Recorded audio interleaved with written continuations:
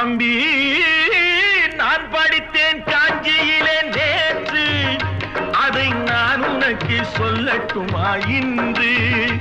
என்றும் நல்லவர்க்கு வாழ்வு வரும் நாளை, இது அறிஞர் அண்ணா எழுதி வைத்த ஓலை.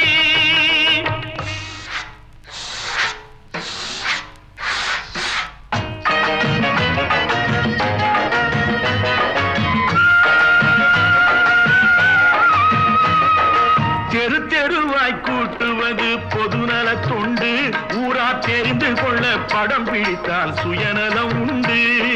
தெரு தெருவாய் கூட்டுவது பொதுநல தொண்டு, ஊரா தெரிந்து கொள்ள படம் பிடித்தால் சுயநலம் உண்டு. மக்கள் நலம்